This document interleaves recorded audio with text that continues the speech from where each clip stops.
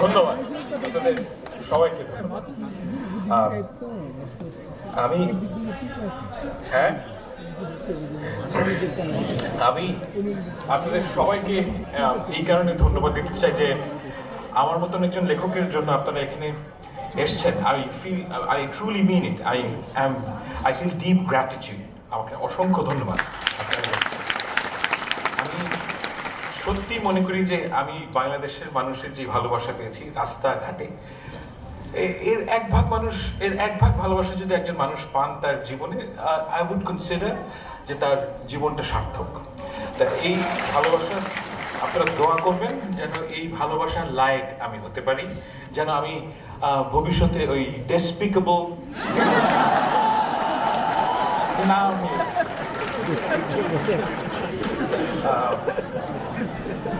এখানে একটা কথা বলার প্রয়োজন যে আমি অনেক জায়গায় খেয়াল করেছি যে আমার প্রসঙ্গে এবং আমাদের সবার প্রসঙ্গে কথা বলতে গেলে একটি অতিরঞ্জন হয়।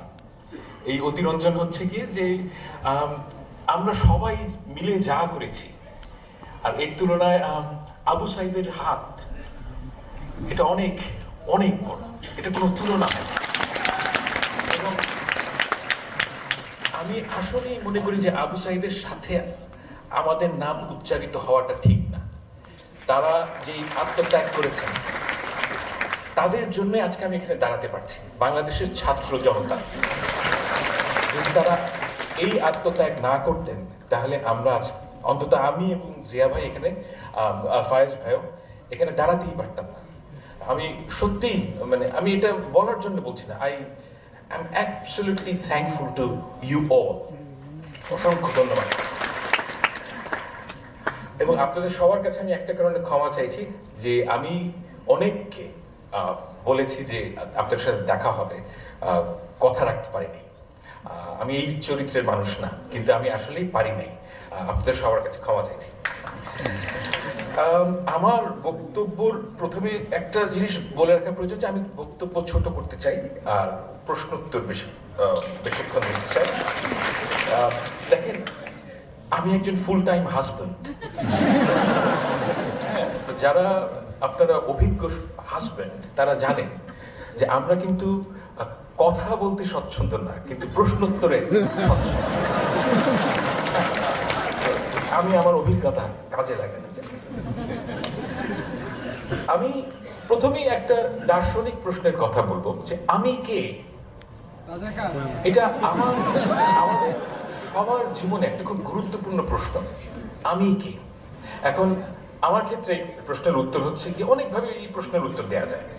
যেমন ধরেন, আমি একজন পিতা, আমি বাংলাদেশি, আমি হিন্দুস্তানি মুসলমান, আমি বাঙালি এবং আমি অস্ট্রেলিয়ান। এই প্রত্যেকটা প্রশ্নের প্রত্যেকটা যে উপাদান আমার পরিচয়, প্রত্যেকটি কিন্তু গুরুত্বপূর্ণ। আমি কোনোটাকেই কখনোই অস্বীকার করি না। কিন্তু একটা ব্যাপার আপনাদেরকে বুঝতে হবে যে আমরা যখন ইন্টারাক্ট করি সমাজের মধ্যে, আমাদের একটা অজুহাতের প্রয়োজন হয় যে আমি আপনার সাথে সংযুক্ত হতে চাই, আমি আপনাদের সবার সাথে সংযুক্ত হতে চাই, সেজন্য একটা সম্প্রীতি তৈরি করতে চাই, এবং সেজন্য আমাদের কিছু অজুহাতের প্রয়োজন হয়। এই অজুহাতের যে প্রয়োজন, এটা কিন্তু সব সময় সবকালে ছিল, এবং এই প্রয়োজন থেকেই আমরা আমাদের যে পরিচয়, সেই পরিচয় থেকে আরো বড় স্ফেয়ারে চলে আসি। এখন আমাদের যে জাতীয়তাবাদের উদ্ভব কিংবা ধর্ম এই প্রশ্নটার উত্তর দেয় যে আমাদের যে একের সাথে অপরের যে পরিচয়, যে সম্প্রীতি, যে সদ্ভাব, এর অজুহাত প্রয়োজন, এবং সেইখানেই এই আমাদের পরিচয়বাদী জাতীয়তাবাদের প্রসঙ্গ আসে। এখন আমার জীবনের কিছু রিমার্কেবল মানুষের সাথে আমার পরিচয় হয়েছে। একজন হচ্ছেন দীপেশ চক্রবর্তী। তো আমি ওনাকে চাচা ডাকি, এবং উনিও আমাকে সন্তানের মতন স্নেহ করেন। এবং উনি একসময় ক্যানবেরায় ছিলেন, আমি ক্যানবেরায় থাকি, এবং উনি প্রতি বছর আসেন, এবং ওনার সাথে কথা বললে বিভিন্ন ব্যাপারে ঘন্টার পর ঘন্টা আড্ডা হয়। তো ওনার সাথে মানে উনি কিন্তু চমৎকার মানুষ, এবং বাংলাদেশের মানুষের প্রতি তার যে আচ্ছা, আপনারা দীপেশ চক্রবর্তীকে চেনেন তো? মানে উনি খুব নাম করা মানুষ, উনি একজন ঐতিহাসিক, এবং আমার বিচারে ভারতবর্ষের সবচেয়ে লিডিং একাডেমিকদের মধ্যে যদি 10 জনের একটা লিস্ট করা হয়, উনি তার মধ্যে থাকবেন। উনি এতটাই বিখ্যাত। কিন্তু ওনার সাথে কথা বললে আপনার মনে হবে যে একদম মাটির মানুষ। তো ওনার সাথে কথা বলে এবং বিভিন্ন পশ্চিমবঙ্গের মানুষের সাথে কথা বলে আমার সবসময় মনে হয়েছে, বিশেষ করে হিন্দু সম্প্রদায়ের মানুষদের সাথে, যে তাদের একটা ধারণা হচ্ছে গিয়ে যে একজন হিন্দু এবং একজন মুসলমান, এই যে উভয়ের মাঝে একটা সম্প্রীতির একটা স্পেস তৈরি হবে, সেই জায়গাটা সেকুলার একটা জায়গা হতে হবে। অর্থাৎ আমরা ধরেন আপনি একজন হিন্দু এবং আমি একজন মুসলমান, এবং আমি যে আপনার সাথে একটা সম্প্রীতির সম্পর্ক তৈরি করব, এর জন্য আপনাকে এবং আমাকে উভয়কে বাঙালি হিসাবে হাজির হতে হবে। অর্থাৎ যেই অজুহাতের কথাটা আমি বললাম, সেই অজুহাতটা এখানে হচ্ছে গিয়ে বাঙালি। আমি এই প্রবণতা বহু মানুষের মধ্যে দেখেছি, এবং এর কারণও আমার কাছে মনে হয়েছে যে এই জায়গাটা কিভাবে তৈরি হলো। আমি প্রশ্নটা করি এই কারণে যে এই যে বাঙালি জাতীয়তাবাদ আবিষ্কার হলো আমাদের দেশে 60-এর দশকে, এর আগে তো 700 বছর ধরে মুসলমান এবং হিন্দু একই সাথে থেকেছে, তাদের কেন এই প্রয়োজনটা বোধ হয়নি? এবং এই জায়গায় এসে আমার যে কনক্লুশন সেটা হচ্ছে কি, যে আমরা সবাই বাঙালি মুসলমান এবং হিন্দুর মাঝে যে একটা সম্প্রীতির যে প্রবণতা অলরেডি আছে, সেই প্রবণতাটা আমরা কখনো গ্রাহ্য করি না। আপনার কিন্তু একটা সেকুলার স্ফেয়ারে গিয়ে হিন্দুর সাথে সদ্ভাব তৈরি করতে হয় না। মুসলমান ধর্মেই এটা আছে, হিন্দু ধর্মেই এটা আছে। মানুষের স্বভাবই হচ্ছে কি এটা, এবং মানুষের একটা প্রবণতা আছে, মানুষের একটা প্রতিভা আছে আরেকজন মানুষের সাথে সদ্ভাব তৈরি করার। এই সদ্ভাবটার এই প্রবণতাকে আমরা অগ্রাহ্য করে 60-এর দশকে আমরা বাঙালি জাতীয়তাবাদের উদ্ভব হয় বাংলাদেশে। এবং এই যে বাঙালি জাতীয়তাবাদের উদ্ভব, সেটা কেন হলো? অর্থাৎ 1947 সালে যখন আমরা পাকিস্তান হলাম, তখন এখানে আমরা বাংলাদেশের যারা লিটারেটি ক্লাস, অর্থাৎ এই ঢাকা ইউনিভার্সিটির কাছে শিক্ষিত মানুষ, তারা মনে করলেন যে তাদের পরিচয় মুসলমান হওয়াটা যথেষ্ট না। মুসলমান হওয়াটা যথেষ্ট না, কারণ আপনাকে সবসময় মনে করতে হবে যে আমি উর্দু আলাদের চেয়ে আলাদা। এই যে চাহিদা, এই চাহিদার থেকে বাঙালি জাতীয়তাবাদের উদ্ভব হয়। অর্থাৎ এবং আরো অনেক এলিমেন্ট আছে। একটা গুরুত্বপূর্ণ এলিমেন্ট হচ্ছে গিয়ে যে সেই সময়কার যারা শিক্ষিত সম্প্রদায়ের মানুষ, তাদের যে চাইল্ডহুড মেমোরিজ, এটা হেভিলি ডিপেন্ডেন্ট অন কলকাতা। অর্থাৎ কলকাতার সিনেমা তারা দেখেন, কলকাতার বই তারা পড়েন, এবং তাদের কাছে মনে হচ্ছে যে আমাদের এদের মতো হতে হবে, এবং এদের মতো হওয়ার চাহিদা। এবং আরো একটা গুরুত্বপূর্ণ এলিমেন্ট আমার কাছে মনে হয়েছে, সেটা হচ্ছে হিন্দু ধর্মের মানুষদের লিভড এক্সপেরিয়েন্স। আমি মনে করি, আমার সাথে আপনি দ্বিমত পোষণ করতে পারেন, কিন্তু আমার কাছে মনে হয়েছে বিভিন্ন লিটারেচার পড়ে, বিভিন্ন কথা বলে অনেকের সাথে, যে হিন্দু ধর্মের মানুষদের মধ্যে একটা ঐতিহাসিক গ্লানি আছে। সেই গ্লানিটা তারা বোঝেন যে শ্রেণী প্রথা এটা ঠিক না, এটা তারা বোঝেন, এবং এটার একটা ঐতিহাসিক গ্লানি তাদের মধ্যে আছে। এবং এই গ্লানিটার যে প্রশমন, সেটার সম্ভব হয় 1920s-এ, যে তারা মনে করেন যে মানুষ ডিক্লাসড হয়ে যাবে, এবং এই আইডিয়াটা heavily dependent on left lining ideas. এবং সেখান থেকে তাদের বামপন্থার প্রতি তাদের যে আগ্রহ, তারা কিন্তু মানে সত্যিকার অর্থেই খালেস দিলে তারা মনে করেছেন যে মানুষ ডিক্লাসড হবে, এবং ডিক্লাসড হওয়ার জন্য, এবং আমরা পূর্ববঙ্গের মুসলমানরা মনে করেছেন এইটা হচ্ছে কি আমাদের রাস্তা। কিন্তু এই কাজ করতে গিয়ে যে বাঙালি জাতীয়তাবাদের উদ্ভব হয়, জাতীয়তাবাদ কিন্তু পরিচয়ের চেয়ে অধিক। আপনার পরিচয় বাঙালি, এটা আমি কখনোই অস্বীকার করতে বলছি না, কিন্তু জাতীয়তাবাদের মধ্যে আরো অনেক এলিমেন্ট আছে, এবং সবচেয়ে বড় এলিমেন্ট হচ্ছে কি রাজনৈতিক। এবং এই রাজনৈতিক এলিমেন্ট কে এই এলিমেন্টটাকে সবচাইতে কি বলবো এমবডিমেন্টটা কি এই জিনিসের, এই চাহিদার, এই বাঙালি জাতীয়তাবাদের? বাংলাদেশের মানুষদের মধ্যে একটা কমন আন্ডারস্ট্যান্ডিং হচ্ছে শেখ মুজিবুর রহমান হচ্ছেন গিয়ে এই যে বাঙালি জাতীয়তাবাদের যেই যে চাহিদা, যে বাঙালি জাতীয়তাবাদের যে আকর্ষণ, তার এমবডিমেন্ট হচ্ছেন গিয়ে শেখ মুজিবুর রহমান। এবার আমি আপনাদের সবাইকে একটা কথা বলতে চাই, এটা আপনারা সবসময় মনে রাখবেন, যে আপনি যা বলেন, আপনার যেই মেসেজ, এই মেসেজের যদি 50% গুরুত্ব হয়, বাকি 50% হচ্ছে কি আপনি কে। অর্থাৎ একটা হারামি কিসিমের লোক যদি ভালো কথা বলে, আপনি কিন্তু সেই কথাটা শুনবেন না। হ্যাঁ, এখন এই জিনিসটা সবসময় মাথায় রাখবেন যে আপনি যেই আদর্শের কথা মানুষকে বলেন, সেই আদর্শ আপনার লিভড এক্সপিরিয়েন্সের মধ্যে থাকতে হবে। এখন বাঙালি জাতীয়তাবাদের কথা বললে সবচেয়ে, আমার দৃষ্টিতে, আপনারা আমার সাথে একমত হওয়ার প্রয়োজন নেই, আমার দৃষ্টিতে সবচেয়ে অগ্রহণযোগ্য ব্যক্তিটি হচ্ছেন কি শেখ মুজিবুর রহমান।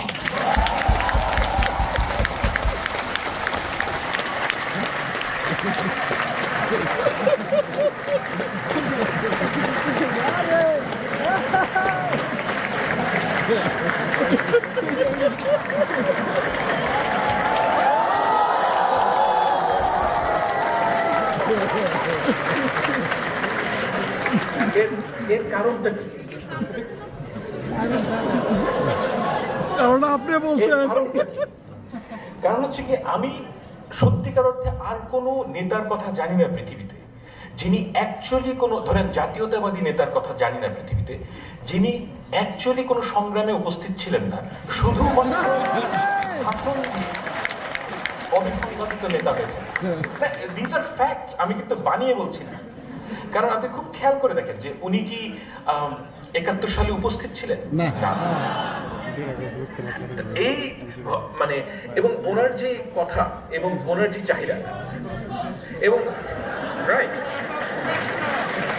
এবং উনি যখন ক্ষমতা পেয়েছেন তখন উনি একজন স্বৈর শাসকে পরিণত হয়েছেন, এবং ওনার অপশন ছিল স্বৈর শাসক না হওয়ার, এবং সেটা তিনি হয়েছেন স্বেচ্ছায়, বাকশাল কায়েম করেছেন।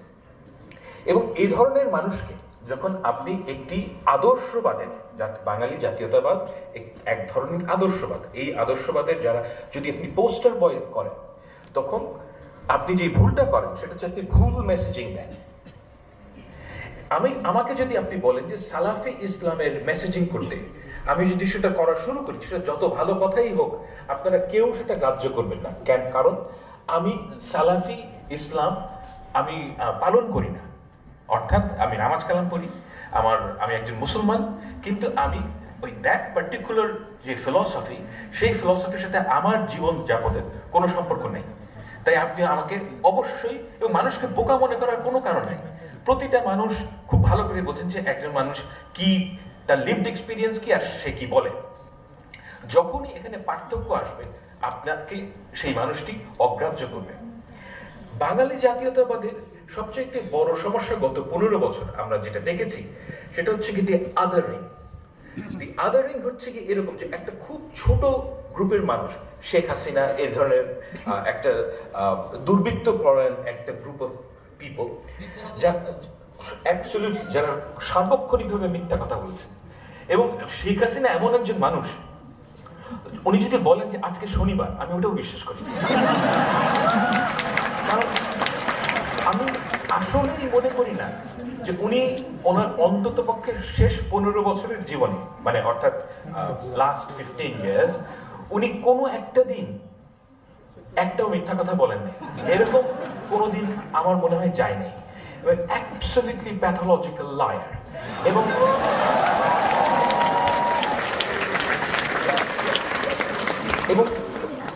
যে সত্যটা হচ্ছে কি একদম আমাদের সামনে উদ্ভাসিত, সেটা হচ্ছে কি যে বাঙালি জাতীয়তাবাদের যে পলিটিক্যাল বয়ান, সেটা বিভিন্ন কারণে প্রবলেম্যাটিক।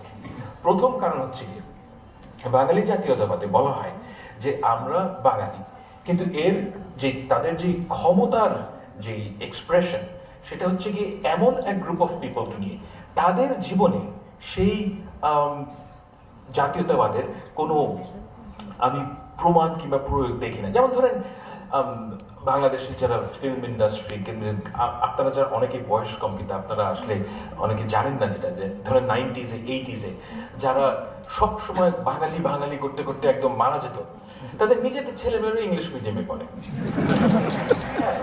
এবং তাদের ছেলেমেয়েরা পড়াশোনা শেষ করলেই তাদেরকে বিদেশে পাঠিয়ে দেওয়া হচ্ছে। এবং তাদের কথা হচ্ছে যে, এবং যারা বাঙালি নন, অর্থাৎ ধরেন বিএনপি, জামায়াত ইসলামী, যার দাড়ি টুপি আছে, তাদের মানে এদেরকে তো তারা সহি বাঙালি মনে করেন না, তাই না? এই গ্রুপ অফ পিপলের মানে কোনো অধিকার নেই, তা এই গ্রুপ অফ পিপলকে যা ইচ্ছা তাই করা যায়। সব আমি ধর্ম আনতে চাই না এখানে, but I get your point, and you right. হ্যাঁ, এখন এই যে আদারিং এর কারণে কি হয়েছে, যে সমাজে অ্যাকচুয়ালি যে বাঙালি জাতীয়তাবাদ যা করতে চেয়েছিল, অর্থাৎ সমাজের মানুষকে একাট্টা করা, সেটা করতে ব্যর্থ হয়েছে এবং বাঙালি জাতীয়তাবাদ ফেল করেছে। এটা হচ্ছে reality. As a political movement it has failed. এবং কেন ফেল করেছে? কারণ দেখেন, এই যে আমি আপনাকে প্রথমেই বললাম যে মানুষের সাথে মানুষের সদ্ভাব, এই সদ্ভাব, এই ভালোবাসা, এই সম্প্রীতির জন্য কিছু ভ্যালুজ লাগে। সেই ভ্যালুজের মধ্যে আমি সবসময় সবাইকে বলি, দেখেন আপনি কেমন মানুষ, আমি এটা কখনোই আপনার ডিগ্রি দিয়ে মাপি না। To me it is irrelevant. আপনার কতগুলো ডিগ্রি আছে, কতগুলা আপনার বাবার কত টাকা আছে, কিংবা আপনি কি কি করেছেন না করেছেন, এর চাইতে অনেক গুরুত্বপূর্ণ একটা বিষয় হচ্ছে কি, 500 বছর আগে একজন সাধারণ মানুষ আপনাকে কি একজন ভালো মানুষ হিসেবে গ্রহণ করবেন নাকি না? তিনি যদি করেন, সে কিন্তু দেখবেন না যে আপনি ভালো কম্পিউটার প্রোগ্রামার কিনা, তিনি দেখবেন না যে আপনি ভালো একজন ইঞ্জিনিয়ার কিনা, তিনি দেখবেন খুব সামান্য কিছু বিষয়, যে আপনি সত্য কথা বলেন কিনা, আপনি একজন স্নেহময় পিতা কিনা, আপনি ডিপেন্ডেবল কিনা। এই যে ভ্যালুসগুলো মানুষের মধ্যে, এই ভ্যালুসগুলো টাইমলেস, সব কালে সব জায়গায় ছিল। এবং এই ভ্যালুসগুলো বাঙালি জাতীয়তাবাদ ধারণ করতে পারে না, ধারণ করতে পারে না দেখে এই অ্যাজ এ পলিটিক্যাল মুভমেন্ট এটা ফেল করেছে। আপনি দেখেন যে বাঙালি জাতীয়তাবাদের যারা ক্ষমতার কেন্দ্রে ছিলেন, তারা কারা ছিলেন? এই যে সালমান এফ রহমান, কি দম্ভ ছিল লোকটা, বাবারে বাবা, ধরাকে সরাজ্ঞান করতে নেই। এই যে আমি মানিক, এক্স্যাক্টলি, মানে আমি এই যে আমার এত দুঃখ লাগতো যে একটা মানুষের এত দম্ভ হবে কেন। এবং আমি ব্যক্তিগতভাবে খুব একেবারে হিংস্র মানুষ না, কিন্তু সালমান এফ রহমান যখন অপদস্থ হন, আমি এর মধ্যে শান্তি খুঁজে পেয়েছি।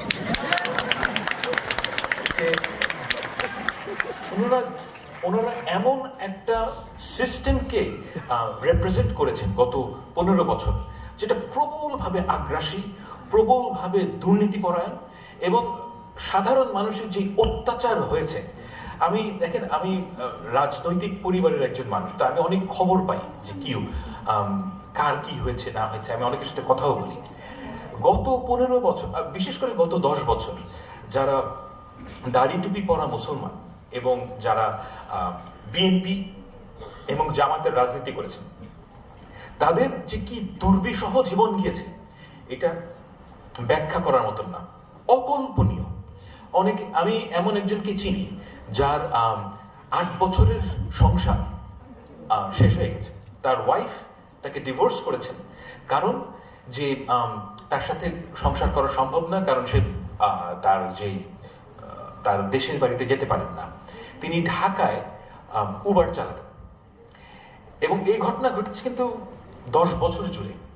তো একজন মানুষ যার সংসার হারাতে হয়েছে, কত লোককে যে জেলে যেতে হয়েছে, কত মানে অকল্পনীয়। আমার আলমগীর সাহেব, উনি জেল থেকে বেরিয়ে কাঁদছিলেন, আমার ফোনে কথা হচ্ছে, উনি কেঁদে ফেলেছেন, কারণ জেলে গেলে উনি দেখতে পান যে বিএনপির অন্য নেতাদের, মানে অন্য কর্মীদের কি অবস্থা। এক একজনের কাহিনী আপনি শুনলে চোখে পানি ধরে রাখতে পারবেন না। এবং এই যে অত্যাচার, এই অত্যাচার হয়েছে কি কারণে? কারণ একটা ক্লাস সৃষ্টি হয়েছে বাংলাদেশে, যারা নিজেদেরকে বাঙালি আওয়ামী আওয়ামী মনে করত, এবং এই মনে করা থেকে তাদের কিন্তু অপরকে অত্যাচার করার যে জাস্টিফিকেশন তৈরি হয়েছে, এবং সেটাই হচ্ছে সবচাইতে ভয়ঙ্কর জিনিস, যে এই জাস্টিফিকেশনের কারণে আমরা এই নিজের দেশের মানুষদের মধ্যে একটা আলাদা গ্রুপ অফ ক্লাস, একটা প্লেবস তৈরি হয়েছে, সো টু স্পিক। আমি এই কারণে যে individual aspiration of human being, আপনি কি চান জীবনে? আপনি কিন্তু মন্ত্রী হতে চান না, আপনি চান যে একটা সুস্থ জীবন যাপন করব, আমি হালাল রোজগার করব, স্বাভাবিক জীবন চান। এই যে একটা মানুষের স্বাভাবিক জীবন চাওয়ার যে অ্যাসপিরেশন, এই অ্যাসপিরেশনের ক্ষেত্রে বাঙালি জাতীয়তাবাদ কি এটাকে ধারণ করেছে, না এই অ্যাসপিরেশনকে প্রতিহত করেছে? আমার দৃষ্টিতে এটা প্রতিহত করেছে। কারণ যে বাঙালি জাতীয়তাবাদের যে ইনহেরেন্টলি এই সক্ষমতা নাই, কারণ এটা হচ্ছে কি একটা এক্সক্লুশনারি গ্রুপ। এক্সক্লুশনারি গ্রুপ এই সেন্সে যে আপনাকে একটা আমাদের মুক্তিযুদ্ধের একটা ন্যারেটিভ স্বীকার করে নিতে হবে, আপনাকে মনে করতে হবে যে শেখ মুজিবুর রহমান 1000 বছরের শ্রেষ্ঠ বাঙালি। এটা কেন এটা মনে করা হয় আমি জানি না। মানে উনি একজন স্বৈরশাসক, এবং মানে ইজ আ ফরেন ডিক্টেটর। আপনাকে আওয়ামী লীগ বিএনপি হতে হবে। আপনি আমাকে পৃথিবীর ইতিহাসে একজন ফরেন ডিক্টেটরকে দেখান যিনি তাদের সমাজে রিহ্যাবিলিটেটেড হয়েছেন, একজনও নাই। এক্স্যাক্টলি। এই ননসেন্স আপনাদেরকে খাওয়ানো হয়েছে, এবং আমি শিওর যে আপনাদের বয়স দেখে আমি বুঝতে পারছি যে আপনারা যেই বয়সের মানুষ, সেই বয়সের ছেলে মেয়েদেরকে 15 বছর ধরে হয়তো আপনারা ওই কারিকুলামের ভেতর দিয়ে গেছেন, কিন্তু সেটা কোনোদিন কাজে দেয় না। এবং আই ওয়াজ অলওয়েজ কনফিডেন্ট যে এটা কোনোদিনও কাজে দিবে না। কারণ হচ্ছে কি, আমি মানুষ কিভাবে চিন্তা করে এটা বুঝি। আপনি একটা মানুষকে মিথ্যা কথা দীর্ঘদিন মিথ্যা কথা দিয়ে মানুষকে কনভিন্স করতে পারবেন না, এবং এটা জাস্ট হয় না। এবং এই যে মিথ্যা কথা যেটা প্রাতিষ্ঠানিকীকরণ হয়েছে, এই যে জিয়া ভাই হচ্ছে কি তার সবচেয়ে বড় ক্রনিকলার, যে আমাদের কাগজ কলম মানে যা ইনফরমেশন, আমাদের যে ব্যুরো অফ স্ট্যাটিস্টিক্স, সব জায়গায় মিথ্যা কথা। এবং এই মিথ্যা কথা আপনারা রিজেক্ট করেছেন দেখেই আপনারা আন্দোলন করেছেন। এবং আমাদের এখন প্রশ্ন হচ্ছে যে এই যে বাঙালি জাতীয়তাবাদ, এটার ভবিষ্যৎ কি? দেখেন, আমি আপনাকে কখনোই অস্বীকার করতে বলি না যে আপনি একজন বাঙালি, অবশ্যই আপনি বাঙালি। আমি গণতন্ত্রে বিশ্বাস করি। আই ডিপলি ফিল যে আপনার যদি বাঙালি হিসেবে আপনার কোনো কাজ করতে ইচ্ছা হয়, আপনি অবশ্যই তা করবেন। এবং যে ইসলামের কারণে যে কাজটা করতে চায় তাকে অবশ্যই করতে দিতে হবে। এবং এই করতে দিতে না দিতে কি হয়, এর বিপদ আপনাদের জানা উচিত। যে আমার আন্ডারে একটা ছেলে কাজ করে, সে ইরানিয়ান, এবং সে কিন্তু আমার চাইতে কোরআন হাদিস বেশি ভালো জানে। এবং তার সাথে কথা বলতে গেলে আপনি বুঝবেন যে সে অ্যাকচুয়ালি ইসলাম পালন করে না তা না, এনিথিং রিলেটেড উইথ ইসলাম সে ঘৃণা করে, অ্যাবসলিউটলি ঘৃণা করে সে। এবং আপনারা যখন ইরানিয়ানদের সাথে আপনার পরিচয় হবে, আপনি দেখবেন যে অধিকাংশ শিক্ষিত ইরানিয়ান, যেই মেয়েটা মাথায় কাপড় দিচ্ছে, সেও ইসলাম সম্বন্ধে অ্যাবসলিউটলি অ্যাডভার্সারিয়াল পজিশনে চলে যায় এবং তারা ঘৃণা করে। এর কারণটা কি? দেখেন, মানুষকে যখন আপনি চাপাই দেবেন তখন সে ওই জিনিসটা পছন্দ করতে পারে না, সে ওইটার যে বিউটি, সেই বিউটি কোনোদিন অনুভব করতে পারে না। এবং এই বিপদটা আমাদের মধ্যেও আছে। যে আমি একটা কথা বলি, যেমন ধরেন আপনারা অনেক মেয়েকে চিনেন যারা হয়তো মাথায় কাপড় দেন না, যারা হয়তো স্লিভলেস ব্লাউজ পরেন। এখন আপনাদের মধ্যে একটা প্রবণতা হবে, এখন যেহেতু আওয়ামী লীগের পতন হয়েছে, যে একে ঠিক পথে আনতে হবে, রাইট? এখন আপনি যদি মনে করেন যে কোনটা ঠিক পথ, বাই অল মিনস তাকে গিয়ে আপনি তাকে কনভিন্স করার চেষ্টা করেন। অ্যান্ড এটা আল্লাহ তাআলার সাথে আপনার সম্পর্ক, এবং আপনি তাকে চেষ্টা করবেন। কিন্তু যখনই আপনি তাকে প্রেশারাইজ করবেন, তখন আপনি আসলে কি ক্ষতি করেন? যে ওই মেয়েটার যে স্পিরিচুয়াল জার্নি, সেই জার্নিটা আপনি তার থেকে কেড়ে নেন। অর্থাৎ যে ওই মেয়েটি হয়তো এখন যেভাবে আছে, সে তার বয়স কম, সে অনেক কিছুই বোঝে না, কিন্তু তার যে একটা জার্নি ছিল, যে সে ধর্ম তো আসলে ভালোবাসা এসেনশিয়ালি, যে আল্লাহর প্রতি তার যে ভালোবাসা, সেটা তার এক একজনের ডিসকভার করতে এক এক সময় লাগে। এটা হচ্ছে গিয়ে জীবনের বাস্তবতা। আমি 18 বছর বয়সে যা বুঝতাম, এখন তার চাইতে অনেক ভিন্নভাবে জিনিস বুঝি।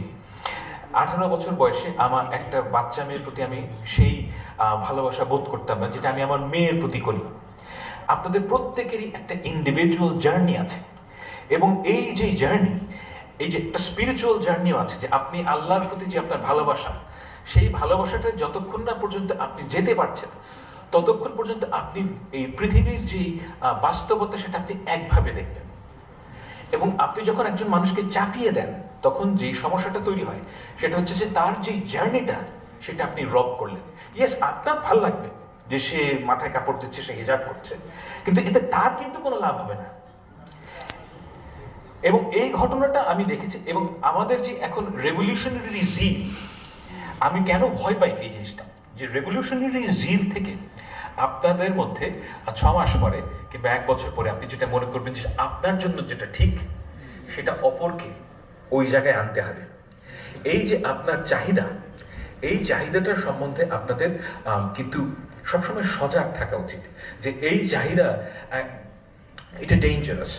এবং এই চাহিদার থেকে, দেখেন, আমি যখন বাংলাদেশের কথা চিন্তা করি, আমার কাছে মনে হয় যে সবচেয়ে প্রথম কাজ হচ্ছে কি, রাষ্ট্র যেন আপনার মাথায় চেপে বসতে না পারে। এটা হচ্ছে কি আমার প্রথম দেখার বিষয়, যে রাষ্ট্র যদি আপনার মাথায় চেপে না বসে, রাষ্ট্র যদি আমাকে বলে যে 5 ওয়াক্ত নামাজ পড়তে হবে, আমি ওইটার এগেইনস্টে। কারণ রাষ্ট্রের এই এখতিয়ার থাকা উচিত না যে আপনাকে কি করতে হবে। আপনার যে রাষ্ট্রের কাজ হচ্ছে লিগ্যাল কোড নিয়ে, অর্থাৎ আপনি কি করতে পারবেন না, এসেনশিয়ালি স্পিকিং। এখন রাষ্ট্র যখন বলবে যে তুমি এটা করতে পারবা না, ওটা করতে পারবা না, এর মধ্যে অনেক কিছু কিন্তু আসলেই ইট মেক সেন্স, এবং আপনি ওটা মানেন যে তুমি এই রাস্তায় 120 কিলোমিটারের উপরে গাড়ি চালাতে পারবা না, ইট মেক সেন্স, অ্যাক্সিডেন্ট হবে না, আপনি এটা মানেন। কিন্তু রাষ্ট্র যখন বলবে আপনাকে যে তোমাকে এটা করতে হবে, this two are different things. আমার কথা হচ্ছে যে রাষ্ট্র কখনোই আমাকে বলতে পারবে না যে তোমাকে কি করা উচিত। ও রাষ্ট্র যদি বলে যে তোমাকে ভাত খেতে হবে, আমি ওটা এগেইনস্টে। কারণ সে আমাকে এসেনশিয়ালি কি করতে হবে এই নির্দেশ রাষ্ট্র দিতে পারবে না। এবং আপনাদের এই মাইন্ডসেটটা দরকার, যে কি করতে হবে এই জিনিসটা অন্যরা ঠিক করে দেবে না। আপনি অনেক ভুল করবেন, এখানে এই দেশে অনেক মানুষ খুব একটা ব্রিলিয়েন্ট না, তারা অনেক ভুল করবে, দ্যাটস ওকে। সেই ভুলটা আপনার অভিজ্ঞতা হবে। কিন্তু রাষ্ট্র যদি একটা ভালো কাজ আপনার মাথার উপর চাপায় দেয়, আপনি ওই ভালো জিনিসটার মধ্যে ভালোত্বটা কি, এটা কোনোদিনও আপনি রিয়েলাইজ করবেন না।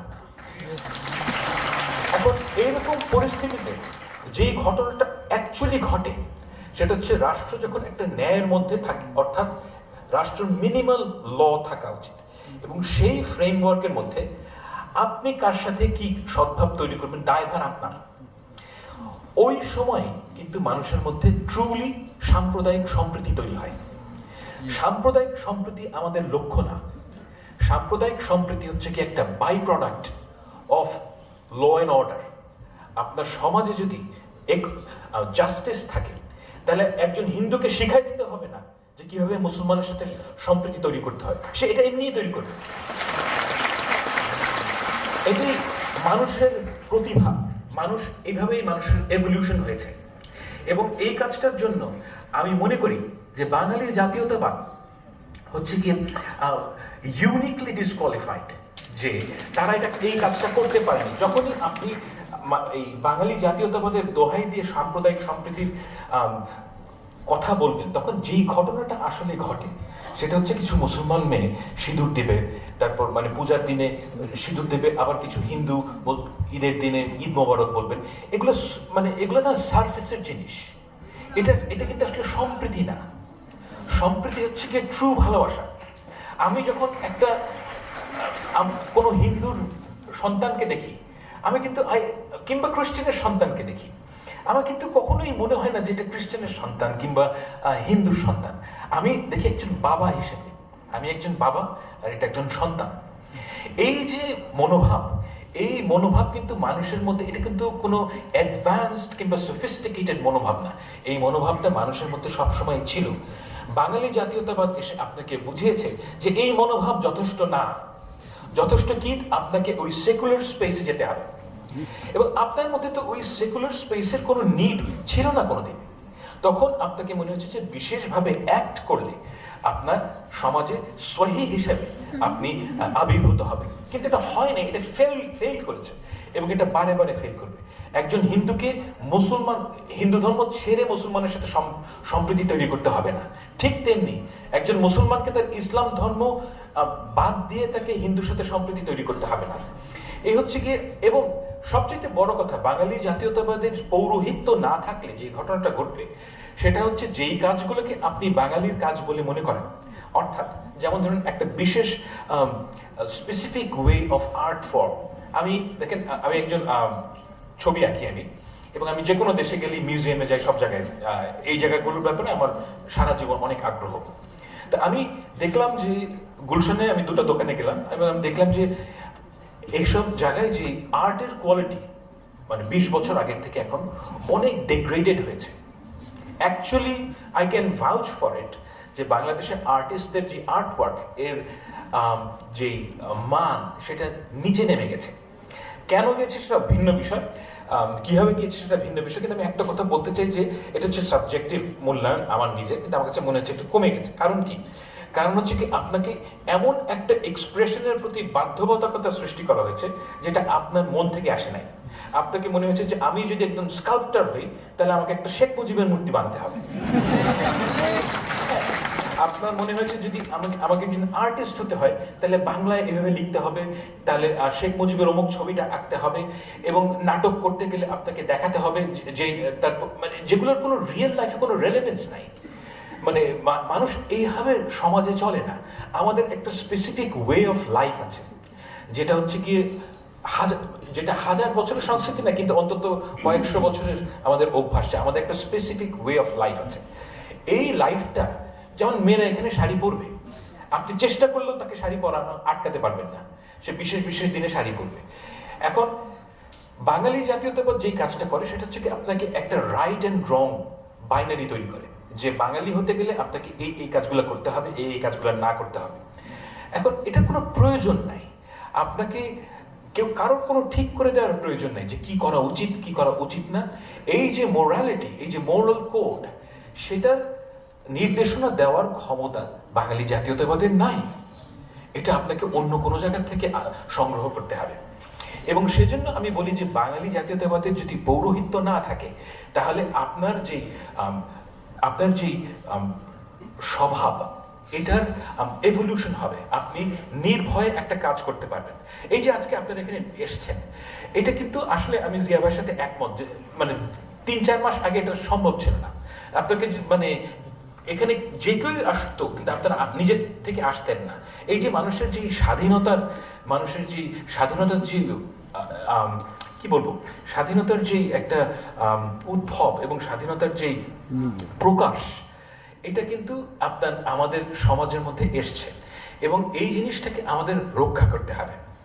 এবং সেজন্য আপনাদেরকে প্রত্যেককে নিজ নিজ জায়গায় you have to be very certain about it যে এই যে আমাদের সন্তানরা যারা আমাদের জন্য তাদের জীবন দিয়েছেন, তাদের যে সবচেয়ে বড় জিনিস কিন্তু মানুষের জীবন, সেই জীবন তারা দান করেছেন এবং তার যে নির্ভীকভাবে জীবন দান করেছেন, এটা একটা মূল্য আছে। এই মূল্যটা আপনাদেরকে ঠিক করতে হবে এবং এই মূল্য আমাদেরকে রক্ষা করতে হবে। এবং এই রক্ষা করার সবচেয়ে প্রথম কাজ হচ্ছে গিয়ে আপনি যা সত্য মনে করেন সেই সত্যের পক্ষে থাকবেন। সকল ধরনের যে ফ্যাসিজম এর শুরু হয় মিথ্যা থেকে, এবং এই মিথ্যা আপনাদের পরিহার করতে হবে। মিথ্যায় পার্টিসিপেট করেন না। মিথ্যায় পার্টিসিপেট না করলে আপনার সবসময় সত্যের পথে মানে সত্যকে একসেপ্ট করলে আপনার অনেক ক্ষতি হবে, কোনো সন্দেহ নেই। কিন্তু সেই ক্ষতিটা এরকম না যে হেলিকপ্টার করে পালিয়ে যেতে হবে। যে এই মানুষের জীবনে এই জিনিসগুলো, এবং আমি সবসময় মনে করি, আমি মনে করি যে আমার 60 বছর বয়সে আমি যদি আমার মেয়ের সামনে দাঁড়াতে পারি, I would consider to be a successful man. আমি কিন্তু আসলেই ওই কেয়ার করি না যে কে কি বললো না বললো, কি পুরস্কার না পেলো, এগুলো আমার কাছে ইমেটেরিয়াল, অ্যাবসলিউটলি ইমেটেরিয়াল। কারণ end of the day doesn't matter. যেটা অ্যাকচুয়ালি ম্যাটার করে সেটা হচ্ছে আমার মেয়ে আমাকে কিরকম মানুষ মনে করে। এবং এই ঘটনাটা আপনারা এখন অনেক ইয়াং, আপনাদের হয়তো এখনো সন্তান হয়নি, ভবিষ্যতে হবে, আমি আল্লাহর কাছে দোয়া করি।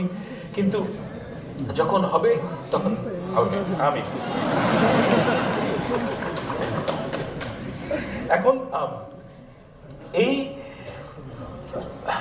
এই মানে শুভকামনা থেকে আমি আপনাদেরকে সবসময় একটা কথা স্মরণ করিয়ে দিতে চাই। আমি আগেও বারবার বলেছি, এখনো বলছি, যে সব ধরনের যে ডেভিয়েশন আমাদের সমাজে শুরু হয়, এই ডেভিয়েশনের প্রথম স্টেপটা, নানান ধরনের ডেভিয়েশন সমাজে হয়, কিন্তু প্রথম স্টেপটা হচ্ছে গিয়ে শিক্ষিত মানুষ যখন মিথ্যায় পার্টিসিপেট করে, এটার যে সুদূর প্রসারী যে প্রভাব কত, এটা আপনি কল্পনাও করতে পারবেন না। যেমন আমাদের শিক্ষকরা, ঢাকা বিশ্ববিদ্যালয়ের শিক্ষকরা বছরের পর বছর মিথ্যা কথা বলে গেছে। আপনাদের ঢাকা ইউনিভার্সিটির টিচাররা এক একজনের, আমি একটা ঘটনার মনে করি, মানে আমার একজন শিক্ষিকা ছিলেন, আমি এই বিশ্ববিদ্যালয়ে পড়াশোনা করেছি, ওনার, আমি আসলে নাম বলছি না, তো উনি হ্যাঁ, তো উনি যখন আমি ছিলাম তখন কিন্তু উনি একজন অ্যাভারেজ খারাপ শিক্ষক ছিলেন। হ্যাঁ, মানে অন্য খারাপ শিক্ষকরা যা করেন উনি তাই করতেন। হ্যাঁ, কিন্তু উনি হিংস্র ছিলেন না, এবং আমি এটা বলবো যে উনি একজন ভদ্রলোকও ছিলেন। হ্যাঁ, কিন্তু আমি পরে শুনি কি যে 2-3 বছর আগে শুনি যে উনি একদম ভয়ানক শেখ হাসিনার মতন হয়ে গেছেন। মানে খাতাকে পরীক্ষার হলে কাউকে পছন্দ না হলে খাতা টেনে নিবেন, ছিঁড়ে ফেলবেন খাতা, এই ধরনের হিংস্র কাজ করা শুরু করেছেন। তা আমি কিন্তু সবসময় ভাবতাম যে এই ট্রান্সফরমেশনটা কিভাবে সম্ভব। উনি তো এরকম মানুষ ছিলেন না আগে। তো এটার দুটো ব্যাখ্যা আছে। একটা ব্যাখ্যা হচ্ছে কি যে আমি তখন তাকে চিনতে পারি নাই, তিনি তখনও তাই ছিলেন, কিন্তু তার যে প্রতিভার স্ফুরণ ঘটে নাই। কারণ তার যে প্রতিভার স্ফুরণ ঘটার জন্য যেই পরিবেশ দরকার ছিল সেটা তার সময় ছিল না। এটা হচ্ছে একটা ব্যাখ্যা। আর দ্বিতীয় ব্যাখ্যা হচ্ছে কি যে এই 15 বছরে সমাজ তাকে এরকম হিংস্র, মানে তার যে প্রফেশনাল সমাজ অর্থাৎ ঢাকা বিশ্ববিদ্যালয়ের পরিবেশ তাকে হিংস্র করে তুলেছে। দুটোই একই সাথে সত্য হতে পারে, এগুলো মিউচুয়ালি এক্সক্লুসিভ না। কিন্তু এই জায়গায় পৌঁছানোর জন্য আপনার প্রথম যেই বিষয়টা আপনাকে একমত হতে হয় সেটা হচ্ছে কি যে আপনার নিজের সম্বন্ধে একটা ইনফ্লেটেড ধারণা তৈরি করতে হয় যে আই এম সামবডি। এখানে আমরা কেউই সামবডি না। আমরা সবাই মারা যাওয়ার 30 বছরের পর আই ডোন্ট থিঙ্ক এখানে এমন কেউ আছে যাকে এই পৃথিবী মনে রাখবে। আমি অলমোস্ট সার্টেন অ্যাবাউট ইট যে ধরেন 10-15 জন লোক হয়তো মনে রাখবেন, না মনে রাখার সম্ভাবনাটাই বেশি। কিন্তু আপনাকে এই পৃথিবীতে জীবন ধারণ করার জন্য একটা ইনফ্লেটেড আইডিয়া অ্যাবাউট ইয়োরসেলফ তৈরি করতে হয়, যেটা হচ্ছে এসেনশিয়ালি একটা মিথ্যা কথা। এবং এই মিথ্যা কথাকে জারি রাখার জন্য আপনাকে আরো অনেক অ্যাসোসিয়েটেড মিথ্যা কথা বলতে হয়, যেটা বাংলাদেশে আমি খেয়াল করেছি যে সবার নিজের সম্বন্ধে একটা খুবই ইনফ্লেটেড ধারণা আছে যে আই এম সামবডি। এবং এটা কিন্তু ক্ষতিকর, এটা দীর্ঘমেয়াদী ক্ষতিকর এই কারণে যে আপনি আপনার নিজের সম্বন্ধে এমন এক্সপেকটেশন তৈরি করেন যেটা সমাজে জারি রাখা সম্ভব না। অর্থাৎ আপনি যদি মনে করেন যে যদি আপনি মনে করেন যে আমি ঐশ্বরিয়া রায়, রাইট, তাহলে ঐশ্বরিয়া রায়ের মতন আপনাকে সাজগোজ করতে হবে। হ্যাঁ, অ্যাডেড এক্সপেন্স, এবং ওইরকম সাজগোজ করতে হলে প্রতিদিন আপনাকে বাইরে বেরোনোর আগে 1 ঘন্টা সাজগোজ করতে হবে। তো এগুলো কিন্তু আপনি নিজের উপর চাপিয়ে দিচ্ছেন, এবং প্রতিটা জায়গায় আপনাকে একটা ইমেজ মানুষের সামনে প্রকাশ করতে হবে। এই ইমেজ থেকে বাঁচার জন্য সবার আগে যে প্রথম জিনিসটা আপনাদের মনে রাখা উচিত যে আমি মিথ্যায় পার্টিসিপেট করব না। মিথ্যায় পার্টিসিপেট না করলে আপনি নিজেকে নিয়ে কন্টেন্ট থাকবেন যে আল্লাহ তাআলা আমাকে যা বানিয়েছে দ্যাটস ওকে, আমার মধ্যে হয়তো এই গুণটা নাই, I will try my best to achieve it, I am not a good writer, I will work for it. কিন্তু মিথ্যায় পার্টিসিপেট করলে আপনার জীবন মানে সমাজ তো বটেই, আপনার নিজের জীবনও ধ্বংস হবে। আমি মনে করি যে আমাদের এই যে বাঙালি জাতীয়তাবাদের যে ভবিষ্যৎ, সেখানে যে ঘটনাটা ঘটবে সেখানে হচ্ছে যে আমাদের যে জাতীয়তাবাদ থেকে যে political aspect, political side of বাঙালি জাতীয়তাবাদ, এটা রিভাইভ করা সম্ভব না। কারণ হচ্ছে কি যে আপনাদের যাদের অভিজ্ঞতা, আপনাদের সবার বয়স হয়তো বেশিরভাগের বয়স অন্তত 30-এর নিচে, আপনাদের আগামী 30 বছর পর্যন্ত মনে থাকবে যে এই বাঙালি জাতীয়তাবাদের কারণে আপনাদের জীবনে কি বিপর্যয় নেমে এসেছিল। এবং এই কারণে আমি মনে করি যে বাঙালি জাতীয়তাবাদের যেই রাজনৈতিক ভবিষ্যৎ, আমি মনে করি না তেমন কোনো রাজনৈতিক ভবিষ্যৎ আছে। কিন্তু এই রাজনৈতিক ভবিষ্যৎ না থাকাটা আমি এটাও মনে করি যে বাঙালির জন্য ভালো। কেন ভালো? আমি একটা ছোট্ট প্রশ্ন করতে চাই আপনাদের সবাইকে। আমাদের 2024 কিছুক্ষণের জন্য ভুলে যান, ঠিক আছে? 2024 আমি ভুলে যাচ্ছি। বাঙালি জাতি মানে এই ভূখণ্ডের মানুষের ইতিহাসে 1971 সাল হচ্ছে গিয়ে সবচাইতে গুরুত্বপূর্ণ বছর। দ্বিতীয় গুরুত্বপূর্ণ বছর কোনটা? না, 47 আচ্ছা আমি আমার উত্তরটা দিই। আমি আপনাদেরকে আমার উত্তরটা দিই। আমার উত্তর হচ্ছে 1575 সাল। এর কারণ কি? এর কারণ হচ্ছে কি, আমি কেন বাঙালি জাতীয়তাবাদী ন্যারেটিভকে আপনার প্রশ্ন করতে হবে, কারণ আপনাকে বোঝার আমি আমার মতামতটা কেন এটা আমি বলছি। 1575 সালে মুনিম খান অর্থাৎ মোগল জেনারেল, উনি 12 ভূঁইয়াকে পরাস্ত করে বেঙ্গলে অর্থাৎ ইস্ট বেঙ্গলে প্রবেশ করেন। না, আমাদের পপুলার কালচারে বলা হয়ে থাকে যে ঈসা খাঁর পরাজয় অর্থাৎ 12 ভূঁইয়ার স্বাধীন সুলতানদের পরাজয়ের কারণে আমরা স্বাধীনতা হারাই। কিন্তু রিয়ালিটি হচ্ছে কি কমপ্লিটলি ডিফারেন্ট। আমি আপনাকে বোঝাতে সক্ষম হব। আমি কেন বলছি 1575 সবচেয়ে গুরুত্বপূর্ণ বছর, কারণ আমাদের যে বেঙ্গল অর্থাৎ পূর্ববঙ্গের অধিকাংশ জায়গা অর্থাৎ আপনি যদি মাঝখান থেকে রাফলি স্পিকিং আপনি যদি মাঝখান থেকে একটা দাগ কাটেন বাংলাদেশের, এর যে নিচের অংশ এই জায়গায় জঙ্গল এবং সোয়াম্পি ল্যান্ড ছিল। এবং মানে মোগলদের একটা মানে স্টেটেড লক্ষ্য ছিল যে আমরা এখানে গিয়ে এই জঙ্গল কাটবো, কেটে কৃষি জমি তৈরি করব। এবং কৃষি জমি তৈরি হওয়ার ফলে মানে 1570-এর দিকে টোডরমল বলে একজন খুব নামকরা মন্ত্রী ছিলেন আকবরের, তো উনি একটা রেন্ট রোল তৈরি করেছিলেন, অর্থাৎ বেঙ্গলে প্রত্যেক কত টাকা মানে কর আসে। এবং এই দ্বিতীয়বার এটা হয় ঠিক 100 বছর পরে। দেখা যায় যে আজকে যে অঞ্চলটাকে আমরা পশ্চিমবঙ্গ বলি অর্থাৎ মেদিনীপুর, গৌড়, এই জায়গাগুলো, এই জায়গায় রেন্ট কমে যায় 100 বছরে, আর রেন্ট বাড়ে হচ্ছে কি আমাদের অঞ্চলে। এখন আমাদের দেশের যে মুসলমান সম্প্রদায়, এই সম্প্রদায় কখনোই তৈরি হতো না। আচ্ছা, কখনোই তৈরি হতো না এটা আমার হয়তো ভুল আছে, তৈরি না হওয়ার সম্ভাবনাটা বেশি ছিল যদি না তারা এই কাজটা করতেন। এর একটা চমৎকার প্রমাণ আছে যে এই বেঙ্গলে প্রচুর ইউরোপিয়ান পর্যটক এসছেন, এবং প্রথম যেই পর্যটক গ্রামীণ মুসলমান সম্প্রদায়ের উল্লেখ করেন সেটা হচ্ছে 1620 সালে। এর আগে অনেকে এসছেন বাংলাদেশ মানে পশ্চিমবঙ্গে এবং পূর্ববঙ্গে, তখন এটা পুরোটাই বেঙ্গল। তো কিন্তু একজনও, এবং অনেকেই মুসলমানদের সম্বন্ধে অনেক কথা বলেছেন, হিন্দুদের সম্বন্ধে অনেক কথা বলেছেন, কিন্তু কোনো গ্রামীণ মুসলমান সম্প্রদায়ের উল্লেখ করেন নাই। এই যে গ্রামীণ মুসলমান সম্প্রদায় তৈরি হলো, যাদের উত্তরসূরি আমরা সবাই, এটা কখনোই সম্ভব হতো না যদি না মোগলরা বেঙ্গলে আসতেন। এখন এই যে ন্যারেটিভ, এটা কিন্তু আমাদের সম্পূর্ণ অনুপস্থিত। এত বড় ঘটনা ঘটলো, কিন্তু আমাদের কনসিয়াসনেসের মধ্যে এই জিনিসগুলো নাই। এই জিনিসগুলো নাই কারণ হচ্ছে কি, আমরা এমন একটা জাতীয়তাবাদী প্রকল্পের ভিতরে ছিলাম গত 15 বছর, যে আমাদের জাতির ইতিহাস কি, এবং সেই আমাদের মানুষের যে অ্যাসপিরেশন, কালেকটিভ উইল কি, এটা সম্বন্ধে আমরা আবিষ্কারই করতে পারিনি। তো আমি আপনাদেরকে অনুরোধ করব যে আমাদের যে ভবিষ্যৎ, সেই ভবিষ্যতে যদি আপনি যেতে চান, এখানে নানান বিষয় আসবে। তবে একটা কথা আপনাদের মনে রাখতে হবে যে স্বাধীনতা জিনিসটা দীর্ঘস্থায়ী জিনিস না।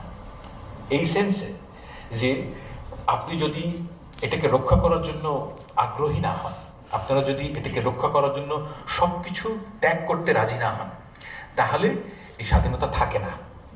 আমাদের এই ভূখণ্ডের মানুষ 1947 সালে নিজেকে স্বাধীন মনে করেছে, 71 সালে স্বাধীন মনে করেছে, এবং এখন মনে করছে স্বাধীন হয়েছে। একটা জাতি 3 বার স্বাধীন হওয়ার প্রয়োজন হয় কেন? রাইট? এর কারণ হচ্ছে কি, আমরা কেয়ারফুল ছিলাম না। রাষ্ট্রের স্বাধীনতা বড় স্বাধীনতা না, আপনার স্বাধীনতা হচ্ছে বড় স্বাধীনতা। এই দেশের প্রতিটি শিশুকে বুঝতে হবে দেশে স্বাধীন। আপনাকে বুঝতে হবে স্বাধীনতা কোনো প্রমিস না, এর সুফল আপনাকে ভোগ করতে হবে। আপনার যদি ইচ্ছা থাকে আপনার প্রধানমন্ত্রীকে গালি দেওয়ার, আপনার ক্ষমতা থাকতে হবে। এবং আমি এই বাংলাদেশের স্বপ্ন দেখি, এই বাংলাদেশের পরিবেশ যদি এরকম থাকে, তাহলে আপনার যেই ভবিষ্যৎ সরকার আসবে, সে আপনার সর্বনাশ করতে পারবে না। এবং এতটুকুই যথেষ্ট। সরকার যদি আপনার সর্বনাশ না করতে পারে, তাহলে আপনি নিজে নিজে যে কত কিছু করতে পারবেন, এর কোনো হিসাব নেই। মানুষ একটা অমিত সম্ভাবনাময় প্রাণী, তাকে যদি বাধা না দেওয়া হয়, সে অসাধ্য সাধন করতে পারে। আমাদের ছাত্ররা যা করেছে এই গত 1 মাসে, এর 2 মাস আগে আমি চিন্তাই করতে পারিনি। তারা অসাধ্য সাধন করেছে, তো হেলিকপ্টার দিয়ে শেখ হাসিনা পালাইছে। তো এই অসাধ্য তারা কিভাবে স্বাধীন করেছে? কারণ হচ্ছে কি, আপনাকে বিশ্বাস করতে হবে। Believe in it. If you believe in it, you can do it. Thank you.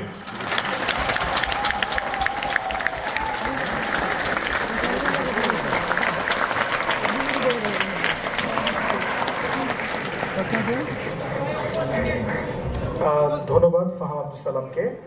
আমরা ফাহাম আব্দুল সালামের প্রশ্নোত্তর পর্বটা আমরা আপনাদের প্রশ্নোত্তর পর্ব করব, কিন্তু তারপর হচ্ছে গিয়ে যেহেতু অনেকেই অটোগ্রাফ নিতে চাচ্ছেন বা লেখকের সাথে ছবি তুলবেন, ফলে আমাদেরকে